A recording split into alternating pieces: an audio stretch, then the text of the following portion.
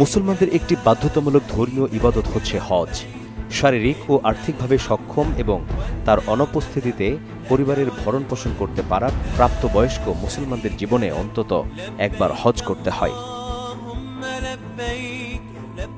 হজের যে কস্টিং, যে খরচটা, এটা অনেক বৃদ্ধি পাওয়ার কারণে বাংলাদেশের মানুষদের জন্য হজ করাটা বর্তমানে অনেক কঠিন গেছে। বাংলাদেশ থেকে এই হজের খরচ নিয়ে সাধারণ মানুষের অভিযোগের অন্ত নেই। বিমান বলেন, ওখানের মোয়াল্লেম কোম্পানিগুলো বলেন, সবগুলো একটা হাজিদেরকে জিম্মি করে একটা বড় বাণিজ্য শুরু করেছে। আছে এজেন্সির প্রতারণা, শর্ত অনুযায়ী সেবা না পাওয়া, সাধ্যের বাইরে বাসা ও বিমান ভাড়া ইত্যাদি। হজ একটা ধর্মীয় উদযাপন, এটাকে আমরা অনেকগুলি এজেন্সির উৎসবে পরিণত করে ফেলি, অর্থ কামাই করার উৎসব। হজের খরচের ভেতর বাহির নিয়ে সার্চলাইটের এবারের অনুসন্ধান।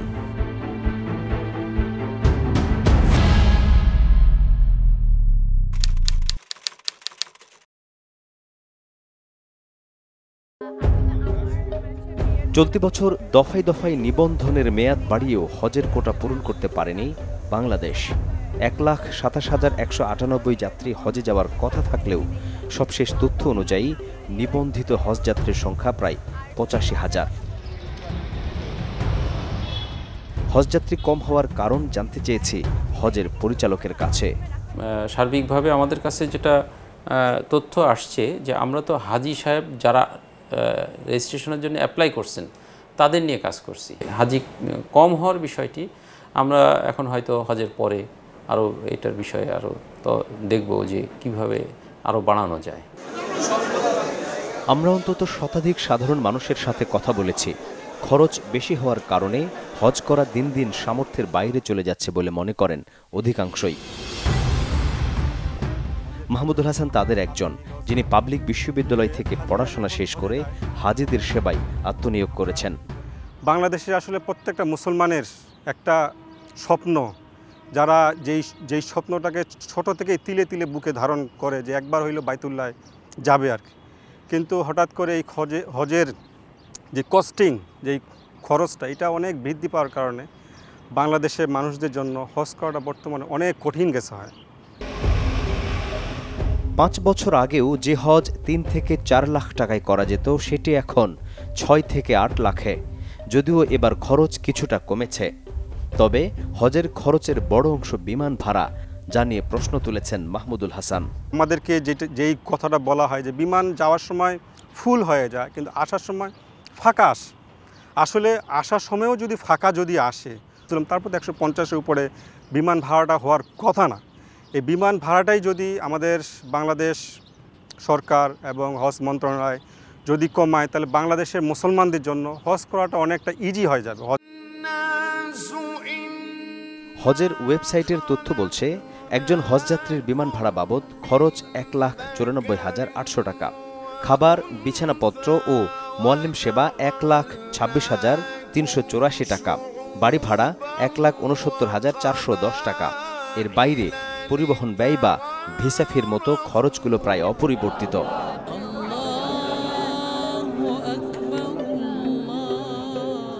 অনুসন্ধানে দেখা যায়, হজ ব্যবস্থাপনার দাপ্তরিক খরচগুলো প্রায় ঠিক রেখে কমানো হয়েছে হাজিদের ব্যক্তিকেন্দ্রিক সেবাগুলোর খরচ, যা নিয়ে উদ্বেগ প্রকাশ করেন এজেন্সির স্বত্বাধিকারী ও মোয়াল্লেমগণ। এবার যে অনেক যেতে পারে নাই বা রেজিস্ট্রেশন করেছিল টাকা ফেরত নিচ্ছে, কারণটা একটাই যে অনেক পরিমাণে খরচ লাগছে এখন হজ করতে গেলে। গত বছরের চেয়ে 90,000 কমিয়েছে, কিন্তু এর মধ্যে শুভঙ্করের ফাঁকি আছে। ফাঁকিটা এই জায়গায় যে আমার গত বছর ছিল 1 কিলো 1.5 কিলোর মধ্যে হাজিদের রাখার কথা ছিল, সেই জায়গাটা করেছে কি 1.5 কিলো থেকে 2 কিলোর মধ্যে রাখতে হবে হাজিদেরকে। গভর্নমেন্ট একটু হয়তো কমাইছে, কিন্তু ইটস নট এনাফ, এটা যথেষ্ট না। কিন্তু আরও কমাবার সুযোগ আছে। যেমন দাপ্তরিক কাজে কিন্তু কমে নাই, টিকিটের দাম কিন্তু ঠিকই আছে, 2-4-5 হাজার টাকা হয়তো কমছে, এটা এনাফ না। হজের খরচ বাংলাদেশে বেশি দেখানোর যে কয়েকটি খাত আছে, তার মধ্যে সবচেয়ে বেশি বিমান ভাড়া। প্রশ্ন হলো, এই খরচ বেশি হওয়ার কারণ কি এবং কিভাবে নির্ধারণ করা হয় বিমানের ভাড়া? আমরা কথা বলেছি বিমান বাংলাদেশ এয়ারলাইন্স কর্তৃপক্ষের সাথে। ভাড়াটা আসলে কিভাবে নির্ধারণ করা হয়? মিনিস্ট্রি, হাব, ধর্ম মন্ত্রণালয়, সংসদীয় কমিটি, সব জায়গায় ব্যাখ্যা সহ দেওয়া হয়েছে। আচ্ছা আচ্ছা। এবং ওটা দেওয়ার পরে ওই ওটা মানে ইন্টার মিনিস্ট্রিয়াল মিটিং এ ওই ভাড়া অ্যাপ্রুভ হয়েছে এবং মিটিং হয়ে, এটা শুধু যে বিমান ঠিক করছে, নট লাইক দিস, বিমান প্রপোজ করছে। যে ধরনের খরচকে ভিত্তি ধরে বিমানের ভাড়া নির্ধারণ করা হয়, এমন বেশ কয়েকটি খাতের খরচের কাগজ আমরা সংগ্রহ করি। এর ভেতর একটিতে আমাদের চোখ আটকায়, সেটি হলো হজ উপলক্ষে অন্তত ১০০ জন বিমানের জনবল সৌদিতে যাওয়া, যেখানে বিমানের খরচ হয় মোটা অঙ্কের টাকা। গত বছর শতাধিক কর্মকর্তা কর্মচারীকে সৌদিতে পাঠানোর খরচ আমরা বিশ্লেষণ করেছি। সেখানে পাঠানো কর্মকর্তাদের পেছনে ওভারসিজ অ্যালাউন্স, আনুষঙ্গিক সুযোগ সুবিধা বাবদ বিমানের খরচ হয় প্রায় ১৩ কোটি টাকা। হজ ইস্যুতে বিমানের বিপুল পরিমাণ লোকবল সৌদি যাওয়া এবং মোটা অঙ্কের এই খরচ নিয়ে প্রশ্ন উঠেছে।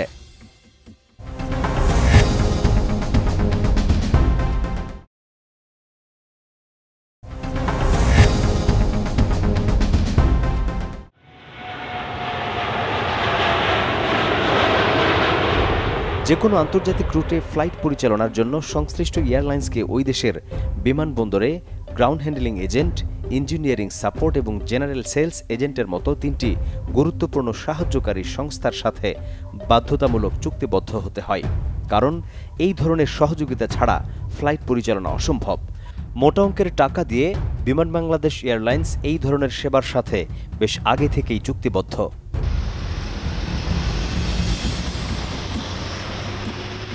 চুক্তি থাকার পরও বিমান বাংলাদেশ এয়ারলাইন্স হজ ইস্যুতে এই জনবল পাঠানোর কারণ কি? প্রশ্ন ছিল বিমানের সাবেক ব্যবস্থাপনা পরিচালক ডক্টর আব্দুল মোমিনের কাছে। কোনো সন্দেহ নাই যে আমাদের ওখানে বিমানের সাথে যারা চুক্তিবদ্ধ যেসব সংস্থা, সেই সংস্থাগুলি সেই সমর্থন দেবে।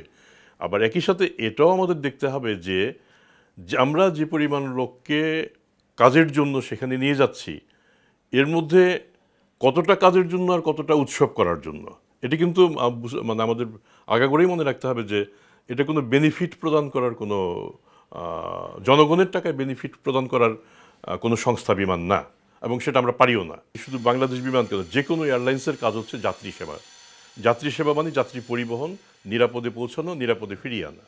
তো কাজেই সেই যাত্রী সেবার মধ্যে আমি হাজির জন্য বাড়তি কী সেবা, যারা হজ করতে যাচ্ছেন তার জন্য আমার বাড়তি কী সেবা, যাত্রী সেবাটাই যদি আমি সঠিক দিই, সেটাই আমার হজ যাত্রীর জন্য হাজিদের সেবা হয়ে গেল। কাজে এর জন্য বাড়তি কিছু আমার দরকার নেই। সৌদির Riyad, Jeddah, Medina oh Dammam বিমানবন্দরে ফ্লাইট পরিচালনা করে বিমান। সেখানে গ্রাউন্ড হ্যান্ডলিং এজেন্ট হিসেবে এসজিএস, ইঞ্জিনিয়ারিংয়ের জন্য কুয়েত এয়ারওয়েজ ও জেনারেল সেলসের জন্য ইলাফ নামক এজেন্টের সাথে চুক্তিবদ্ধ। তারপরও হজের নামে বিপুল পরিমাণ জনবল পাঠিয়ে অর্থ খরচের কোনো যুক্তি দেখেন না ডক্টর মোমেন। একটা লোক যদি পাঠাই, সেই লোকটাকে আমি তো শুধু উড়োজাহাজে আনা নেওয়া না, সেখানে তাকে ডেইলি অ্যালাউন্স দিতে হচ্ছে। এই টাকাটা কোত্থেকে যাচ্ছে? বাংলাদেশ বিমানের টাকা। বাংলাদেশ বিমানের টাকাটা কার টাকা? আমার এই টিকেটের টাকা, মানে জনগণের টাকা। তো কাজে সেই টাকাটা, বাড়তি টাকাটা আমি কেন খরচ করব? সেই দায় বাংলাদেশ বিমানকে নিতে হবে। যেটুকু দরকার হতে পারে সেটুকু হচ্ছে, যদি আমার ফ্লাইটের পরিমাণ বেশি হয়, হজযাত্রীর পরিমাণ বেশি হয়, তার জন্য কিছু বাড়তি লোক লাগতে পারে, কিন্তু তার মানেই না যে শত শত লোক লাগবে। জেদ্দা বিমানবন্দরের গ্রাউন্ড হ্যান্ডলিংয়ের কথাই ধরা যাক।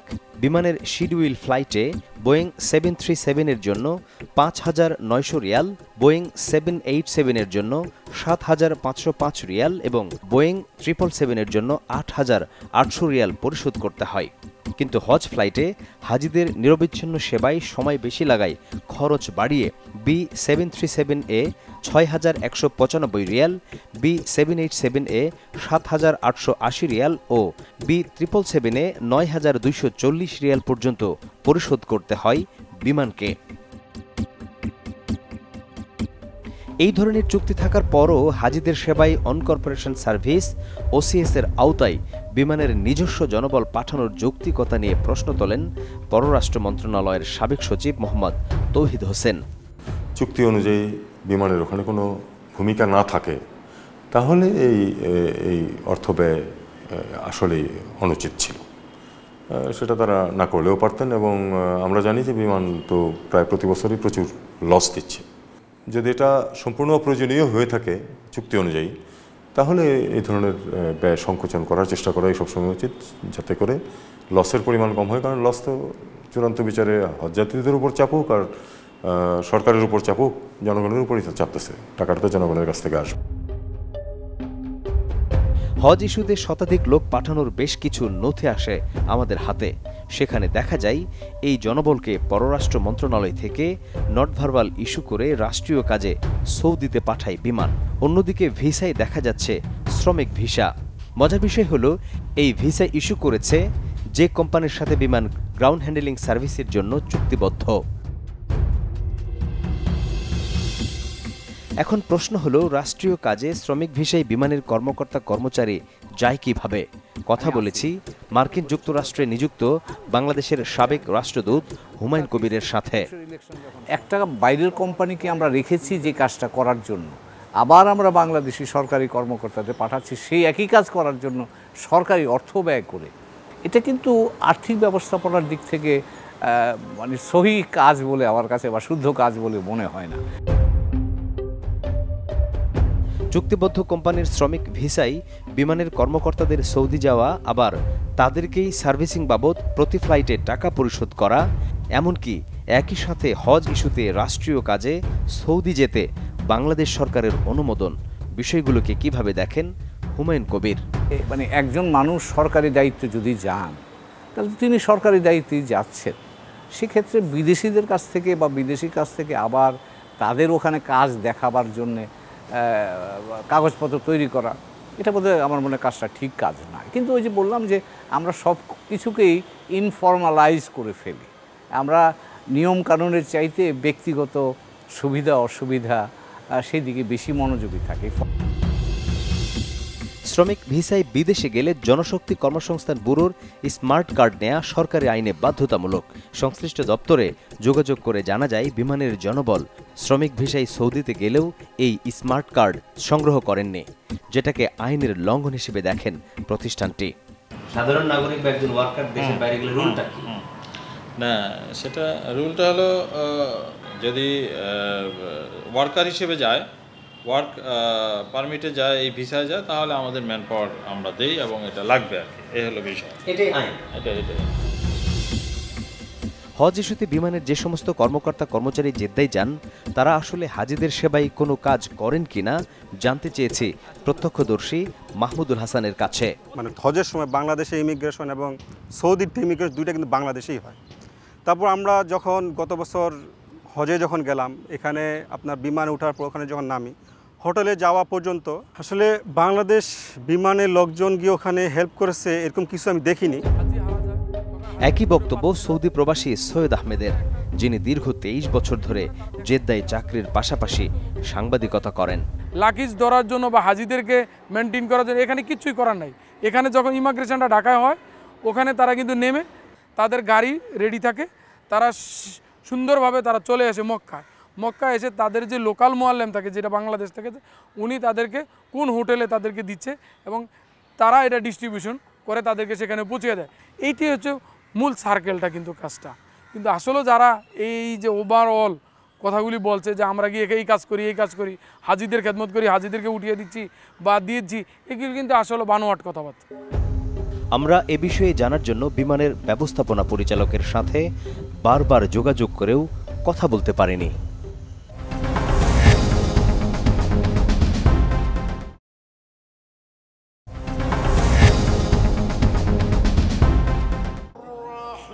এবার আমরা দেখানোর চেষ্টা করব প্রতিবেশী দেশগুলোর সাথে বাংলাদেশের হজের খরচের তুলনামূলক পার্থক্য। তথ্য বলছে, পাকিস্তানে 10,75,000 রুপি, মার্কিন ডলার দরে বাংলা টাকায় 4.25 লাখ। ভারত রাজ্যভেদে হজ প্যাকেজ নির্ধারণ করেছে 3 থেকে 4 লাখ রুপি, বাংলা টাকায় যা 4 থেকে 5.5 লাখের মধ্যে। আর বাংলাদেশে সরকারি ব্যবস্থাপনায় হজের খরচ ধার্য করা হয়েছে 5,79,000 এবং বেসরকারিভাবে সর্বনিম্ন প্যাকেজ 5,90,000 টাকা। যদিও গত বছরের তুলনায় এবার হজের খরচ কিছুটা কমানো হয়েছে, তবে এটাকে যথেষ্ট মনে করেন না মাহমুদুল হাসান। বাংলাদেশের মানুষের যেই জীবনধারা, সেই জীবনধারা অনুযায়ী খরচটা যদি আরও যদি সরকার যদি কমায়, তাহলে বাংলাদেশের মানুষের জন্য হজ করাটা অনেক সহজ যাবে হয়। একটা জেনারেল কথা বলি, বাংলাদেশ সরকার বিমান ভাড়া 2 লাখ টাকা ধরলো, কোনো প্রবলেম নাই। এখন বাংলাদেশের মানুষেরা হজে যায় বাংলাদেশ বিমানে, সৌদি বিমানে এবং ফ্লাইনাস বিমানে। ফ্লাইনাস এবং সৌদিয়া দুইটি হইল সৌদি সরকারের বিমান, সৌদির মালিকানাধীন বিমান, আর বাংলাদেশ বিমান হলো বাংলাদেশ সরকারের মালিকানাধীন বিমান। এই বিমান ভাড়াটা বাড়ার কারণে বাংলাদেশ বিমানের টাকা তো বাংলাদেশ বিমান পাচ্ছে, বাংলাদেশ গভর্নমেন্ট পাচ্ছে আর কি, কিন্তু সৌদিয়া এবং ফ্লাইনাস যেই টাকাটা পাচ্ছে এই টাকাটা তো আমাদের দেশ থেকে চলে যাচ্ছে। আলটিমেটলি কী হচ্ছে, বাংলাদেশের জনগণ লুজার হচ্ছে এবং বাংলাদেশ লুজার হচ্ছে। তাই বাংলাদেশ সরকারের কাছে অনুরোধ যে আগামী বছরগুলোতে বিমান ভাড়াটা সহনীয় পর্যায়ে রেখে বাংলাদেশের মানুষকে, বাংলাদেশ ধর্মপ্রাণ মানুষদেরকে হজ করার সুযোগ যেন করে যায়। হজ এজেন্সি ও হজ যাত্রীদের সেবায় সর্বদা কাজ করে যাচ্ছে Hajj agencies association of Bangladesh HAAB. প্রতিষ্ঠার পর থেকে দেশের অন্তত ৯৮% বেসরকারি যাত্রীর হজ ব্যবস্থাপনা করে আসছে এই সংগঠনটি। সম্প্রতি হজের খরচ বৃদ্ধি ও আশঙ্কাজনকভাবে হজযাত্রী কমে যাওয়াকে অশনি সংকেত হিসেবে দেখেন হাবের সাবেক সভাপতি ও প্রতিষ্ঠাতা সদস্য জামাল উদ্দিন। বিমান যে অনিয়মটা করে আসছে এইটা হলো তারা বিভিন্ন এই লসগুলো কাভার করে হাজিদের উপরে জুলুমটা দিয়া। তো এখন বিমানমন্ত্রী তো এটা দেখার বিষয় না, এই জিনিসগুলো দেখার দায়িত্ব ছিল, এগুলা নিয়ে কথা বলার দায়িত্ব ছিল অ্যাসোসিয়েশন। যদি অ্যাসোসিয়েশন এগুলা ধরাই দিতে পারত তাহলে আমাদের মাননীয় বিমানমন্ত্রী মহোদয় অত্যন্ত ডাইনামিক, আমি যখন হাবের প্রেসিডেন্ট উনিও তখন বিমানমন্ত্রী, তখন তো এগুলো হয় নাই, এত অনিয়ম হয় নাই। এখন অনেক অনিয়ম হচ্ছে যেটা হাজিদের প্রতি চরম জুলুম। সৌদি ও বাংলাদেশে হজ ব্যবস্থাপনার সমস্যা ও খরচের আধিক্য নিয়ে উদ্বেগ প্রকাশ করেন জামাল, দায়ী করেন হাবের বর্তমান কমিটির গাফিলতিকে। যে হাবের প্রেসিডেন্ট উনি নিজে একটা প্রাইভেট এয়ারলাইন্স জিএসএ নিয়েছে, যেটাকে এখন হজ ক্যারিংয়ে ঢুকেছে, এখন ওইটাতে হজ পরিবহন করে 23 থেকে। তো এখন ওইটার কারণে তো আমরা হাবের প্রেসিডেন্টের থেকে এই জোরালো ভূমিকাটা পাই নাই যে ভাড়াটা কমানোর জন্য। এখানে ওনার স্বার্থ জড়িত আছে, কারণ হাজিদের স্বার্থ জলাঞ্জলি যাকে কী করবে এটা তো ওনার এত দেখার বিষয় না, কিন্তু দেখার বিষয় হাবের। অনুসন্ধানে দেখা যায় গত বছর সৌদি এয়ারলাইনের পাশাপাশি সৌদির হয়ে ফ্লাইনাস হজযাত্রী পরিবহন করছে, যার সাথে হাবের সভাপতি এম শাহাদাত হোসেন তসলিমের সংশ্লিষ্টতার তথ্য রয়েছে। আমরা তার সাথেও যোগাযোগের চেষ্টা করেছি।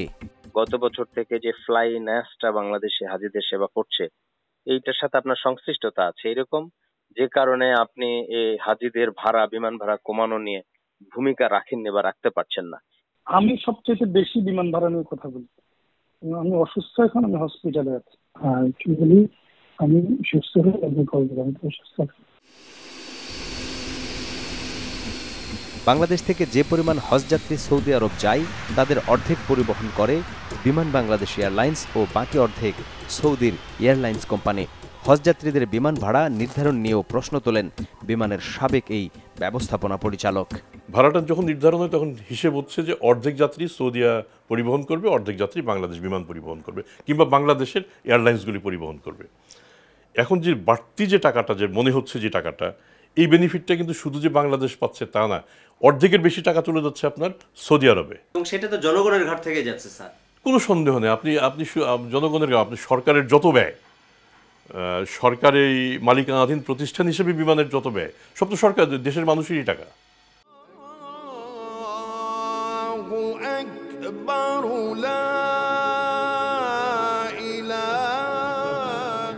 নির্বিঘ্নে হজ পালনে ইন্দোনেশিয়া, মালয়েশিয়া ও ভারত সহ বিশ্বের অনেক দেশ মোটা অঙ্কের ভর্তুকি দিলেও বাংলাদেশে হজ ব্যবস্থাপনায় সংশ্লিষ্টদের কাছে এটি নিছক ব্যবসার নাম। অথচ প্রতিটি মুসলমানের চাওয়া জীবনে একবার হলেও হজের স্বাদ গ্রহণ করা। যাপিত জীবন আর বাস্তবতায় অনেকের সেই স্বপ্ন এখনও অধরা থেকে যাচ্ছে এসব বনিয়াদের কারণে। এই আবেগময় একটা অবস্থায় ধর্মীয় একটি প্রথা একটি পালন করার জন্য যারা যাবেন তাদেরকে যেন আমি সহযোগিতার হাত বাড়িয়ে দিতে পারি। বাংলাদেশের মানুষের জন্য সহযোগিতা হচ্ছে যতটা সম্ভব কম টাকায় ব্যবস্থা করা, যতটা সম্ভব কম টাকায় বিমানের টিকিট দেওয়া, যতটা সম্ভব কম টাকায় আবাসনের বন্দোবস্ত করা, যতটা সম্ভব কম টাকায় তাদের হজ সমাপ্ত করে দেশে ফিরে আনার বন্দোবস্ত করা। দর্শক, সুনির্দিষ্ট কোনো তথ্য, পরামর্শ কিংবা অভিযোগ থাকলে যোগাযোগ করতে পারেন স্ক্রিনে দেখানো নাম্বারে, জানাতে পারেন সামাজিক যোগাযোগ মাধ্যমেও। আপনার দেয়া তথ্যে সমাজের রন্ধ্রে রন্ধ্রে ঘাপটি মেরে থাকা জমাট অন্ধকারে আলো ফেলবে টিম সার্চলাইট। অনুসন্ধানের আলো হাতে দেখা হবে অন্ধকার পথে।